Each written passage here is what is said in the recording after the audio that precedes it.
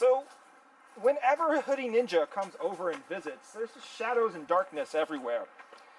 So I thought I'd take a walk out here and just muse. Like that cathedral. Now this has been standing here for centuries. The premier work of man, perhaps, in the whole Western world. And it's without a signature. Mm-hmm. Of course, nowadays, we really just kind of make our cathedrals out of men. Well, all that's left, most artists seem to feel these days, is man. Naked. Ours, the scientists keep telling us, is a universe which is disposable. Exploitation. It's that time again. You see, now last time we explored cripplesploitation. I don't like that word. How about gimpsploitation? Angry comments go down there. No, I'm talking about something even worse. The scourge of Bruce-sploitation. Hands down, Bruce Lee is the most influential, famous, and downright charismatic hero ever to dominate martial arts cinema, and the only man authorized to kill Chuck Norris. Then, on July 20th, 1973, tragedy struck. After his sudden and inexplicable death, fans were desperate to keep him alive. Did I say fans? I meant executives. They were so desperate for the magic of Bruce Lee that after his death, they recruited tens, dozens, hundreds maybe, of Bruce Lee lookalikes. They dressed him in the same clothes, they made him learn the same moves, and before you knew it, there was an army of Bruce Lee lookalikes jump-kicking across the silver screen. Bruce Lee, Bronson Lee, Bruce Chen, Bruce Lai, Bruce Lei, Bruce Lei, Bruce Lie, Bruce Liang, Bruce Lai, Bruce Tai, Bruce K.L. Lee, Brute Lee, Myron Bruce Lee, Lee Bruce, Dragon Lee, and Bruce Ree. Seriously, there was a Bruce Ree. There are definitely more. But sometimes, just sometimes, the producers showed a little class. I don't mean with an original idea or even a clever gimmick, but sometimes they at least let Bruce himself sleep in his own grave. And anyway, with that long-winded intro out of the way, I'm Boshi-san, this is Down in the Dojo, and today we have a case of Kung Fu Fever.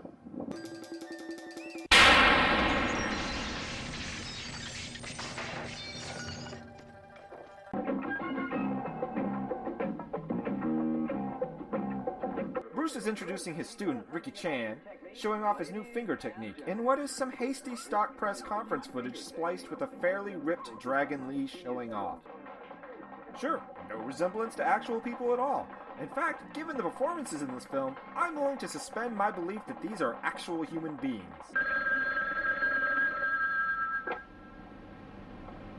Hello? How are you, Bruce? You should have seen Ricky doing my finger technique. Wait, the finger technique? Bruce, that sounds a little kinky there. And these bizarre little cropped frames with the dark denim gutters. Did Ang Lee train under director Cao Ke? So, the nameless woman, you'd think anybody Bruce Lee would think worthy of calling would deserve a name, but no. Demands he lend her his finger technique book, which he says she can only get by joining his class. Bruce, my brother, first you have a new technique, and then a conference to announce it, and then a book, and then you refuse access? You tease.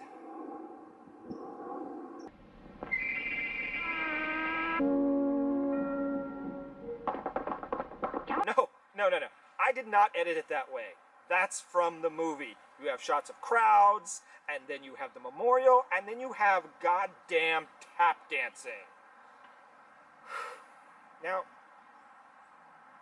maybe there's actually an existential commentary going on here. After all, Bruce Lee was also a philosopher. At least before he dropped out of college, he was pursuing a philosophy degree. Surely he read Plato's Phaedo and would know that the ultimate aim of a philosopher is to be happy at the end of his life, seeking security in reason, where the divinity he was looking for resides. Surely he read Schopenhauer. Good old Schopes.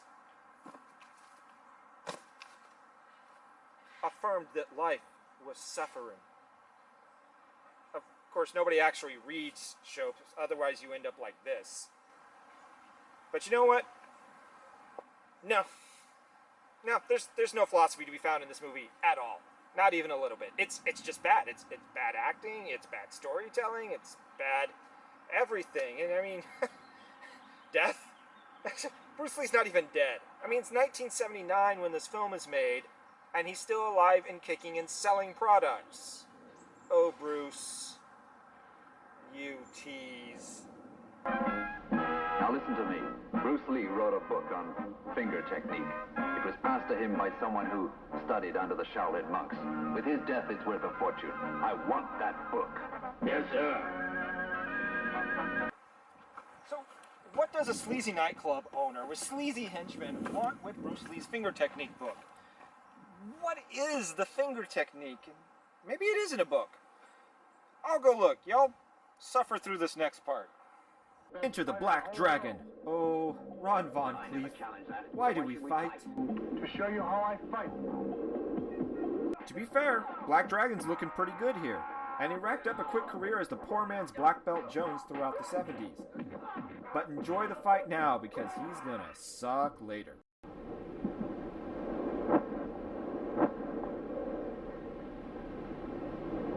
Your kung fu is bad. Now Bruce Lee's dead. You're gonna have a hard time, boy. Well done. Ron, you're the greatest. You keep telling yourself that, Ron.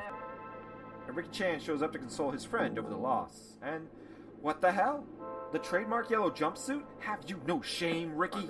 Where is the line between an homage and a knockoff? Well, wherever it is, have no fear that a Bruce Exploitation film is going to head for that knockoff faster than a Bruce Lee spin kick. Granted, though, the MacGuffin here of a celebrity relic, it could be done well. It's common enough. I mean, we live in a world where Britney Spears' fart in a jar goes for over $2,700. Still, I can't help but feel that the finger technique is something dirty.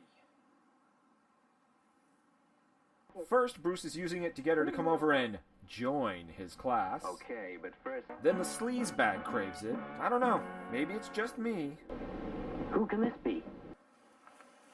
Oh, come on. Tell me that's not suggestive. I mean, it's right in the middle of the shot, front and center. No, I'm not a fan of some of the extreme branches of queer theory looking for homosexual subtext to everything under the sun, but... He's even dressed like a freaking gay cowboy. And does Cowboy Curtis know you stole his outfit? Just a little bit overcooked, but that's just the way I like it. How's your wiener, Pee-wee? Now I'm convinced that there is some dirty hijinks going on here. I mean, Pee-wee's Playhouse is nothing but porn disguised for kids. It's true. Look it up on YouTube. But maybe that's the only thing that'll make this finger technique interesting. I'm sure it's in a book. I just gotta keep looking. You guys, just go back. I'm gonna do some research. Oh, the lifestyles of those rich and famous martial artists. Maybe this is a subtle comment on rags to riches stars who lust after fame and pleasure and lose sight of the true heart and soul of Kung Fu. Or not. Surprise! He wants the book too, so he hires... Black Dragon. Well, my friend, bring back that book on finger technique. And since we're friends, I'll give you a good price. Oh, no. No deal.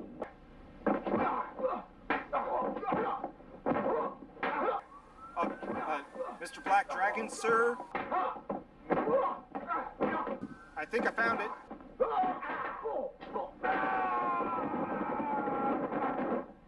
Mr. Van Cleef?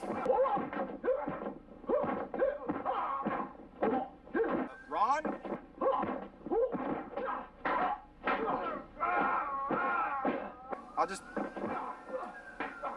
I can see you're busy.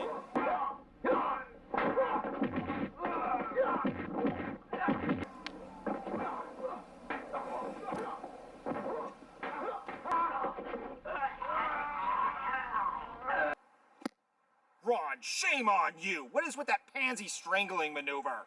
You know what? You don't belong in this film about a brilliant martial artist with no storytelling expertise and cheaply made to cash in on a dying fad. okay, maybe you do deserve to be in this, but still, have you found out any more about that finger technique? Listen, Bruce Lee's finger technique is a combination of the best from Yung Chung and the best from Tai Chi, and it's the most suitable type of Kung Fu technique for a woman.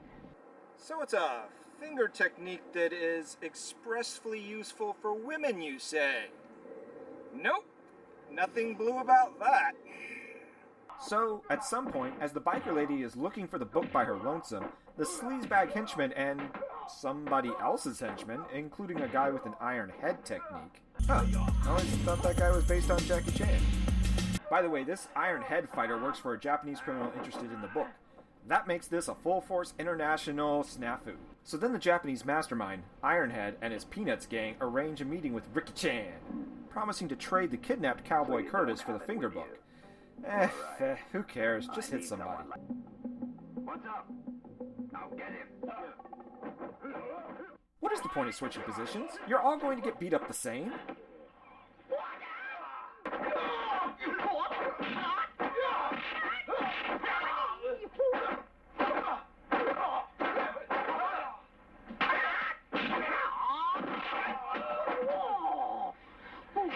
And then Ricky gets his prize.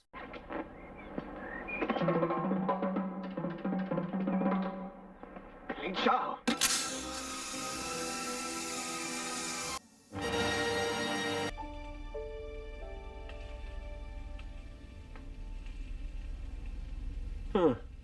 So let there be an end to that discussion.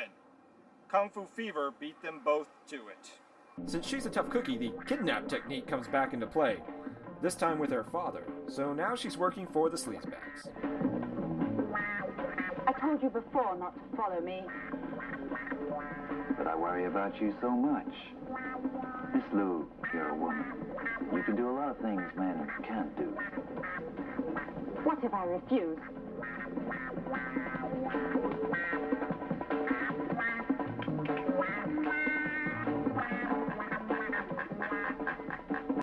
And we're still searching for that finger technique. Then Ricky gets accosted by the sleazebag faction. Jeez, why did you hire Miss Lou then?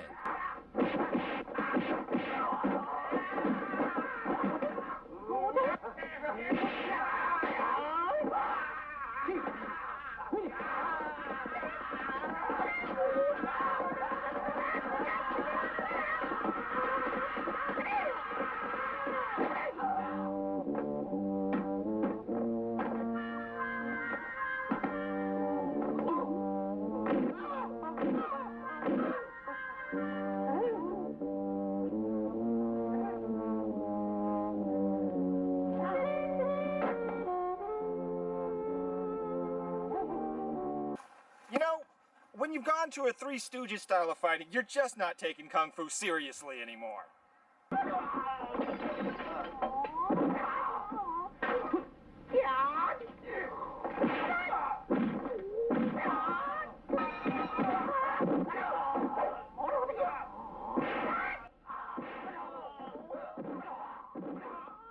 You know what, Ron?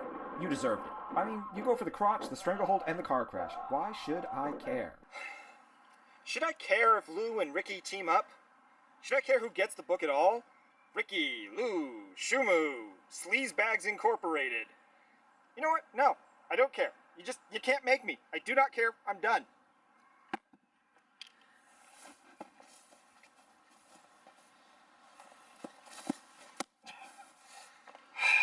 But I must find out about this finger technique.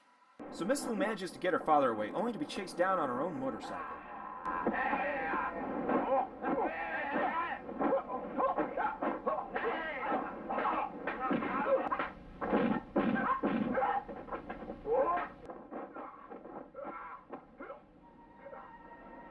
God damn, desecrating that jumpsuit again.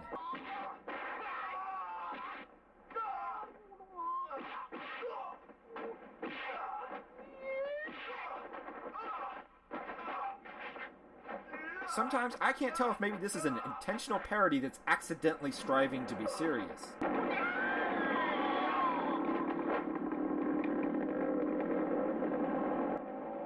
Then there's the lamest motorcycle foo since Game of Death, although that was actually a highlight of the film, and this is not. Actually, you know what? You want to see some good motorcycle fighting? Check this out.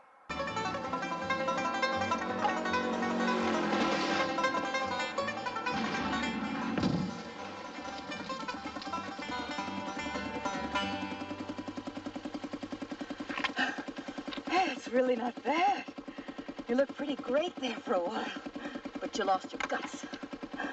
You gotta have guts to do what we do, baby.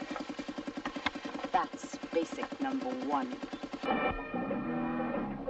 Are you all right? We won. I love you. Seriously, this is the first and last appearance of the romance subplot in this film. Because that's it. It's over. And it's bad. It's so bad. Pretty sure the film defines what it is to be bad, especially for Bruceploitation films. I'm gonna give this 1 Bruce out of 5. And that's only because at least it was educational. Well, I do have to say that Miss Lou does look good in that black leather. Movie, I love to both watch you leave and I love to watch you go. Yet, maybe Orson is right. Why am I so worried about the authenticity of what I'm watching? Maybe it's okay. Maybe I need to ask myself what I'm really craving. Is it Bruce Lee, or is it just the thrills and excitement I get from the work that he produces? Does it matter who fills his shoes? Maybe I should think about this with a little more charity and not begrudge the failures of others. Our works in stone, in paint, in print are spared, some of them for a few decades or a millennium or two, but everything must finally fall in war or wear away into the ultimate and universal ash. The triumphs and the frauds, the treasures and the fakes, a fact of life. We're going to die. Be of good heart. Cry the dead artists out of the living past. Our songs will all be silenced. But what of it? Go on singing. Maybe a man's name doesn't matter all that much. You're wrong, Orson Welles. At least this time you are. This film's terrible. All the Bruceploitation films, terrible. I don't want to see any more of it, any at all. No, no, no, no, no. Get away from me, movie. You get away from me, Bruce Lee wannabe. You get away from me, Ron Cleef. No! Very interesting. What do you mean, very interesting? It was stupid. Yes, it was stupid. But it was also very interesting. It was not as interesting as it was stupid. Nonetheless, it was still interesting.